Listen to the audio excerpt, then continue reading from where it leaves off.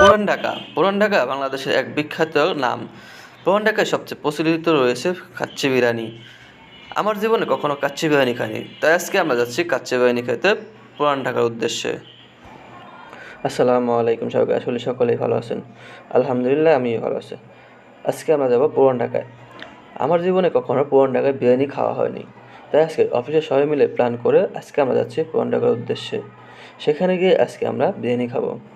তাই আমরা ইতিমধ্যেই বেরিয়ে পড়েছি মেট্রো রেলের উদ্দেশ্যে।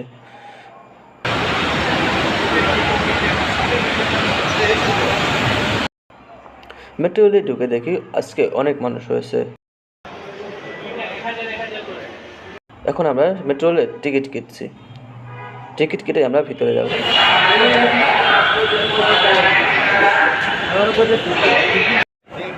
মেট্রো রেল আসার সাথে সাথেই দেখি মানুষের প্রচুর ভিড়, এমন ভিড় যেন নিজেকে উঠতেই অনেক কষ্ট হচ্ছিল।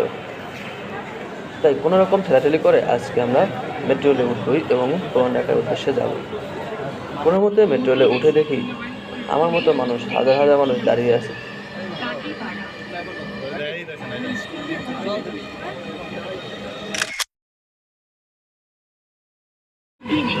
মেট্রো রেলে ঢাকা শহর দেখতে দেখতে চলে চললাম পুরান ঢাকার উদ্দেশ্যে।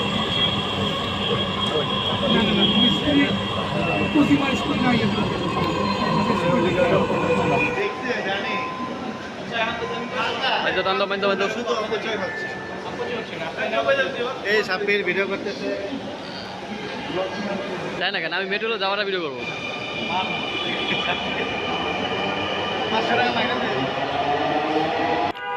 মেট্রো রেল থেকে এরপর আমরা রিক্সায় করে চলে আসি পুরান ঢাকার উদ্দেশ্যে, যেখানে আমরা বিরিয়ানি খেতে যাব।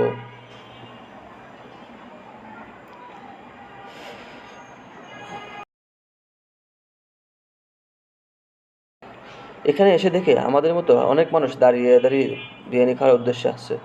প্রায় প্রচুর মানুষের ভিড় ছিল এখানে। কোনো মতে আমরা এখানে বসে পড়ি, আর অন্যদিকে আমাদের অন্য টিম অন্য জায়গায় বসে পড়ে। তারা আগেই বসে পড়ে তারা খাওয়া শুরু করেছে। এখন পর্যন্ত আমাদের কোনো বিরিয়ানির খাবারই আসেনি। দেখ, অনেকক্ষণ পর আমাদের খাবার চলে আসে।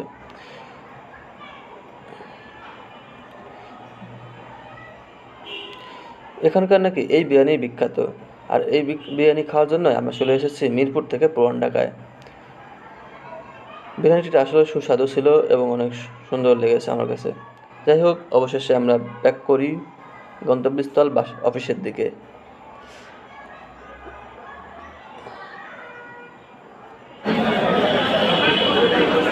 আসার সময়ও দেখি মানুষের প্রচুর ভিড়।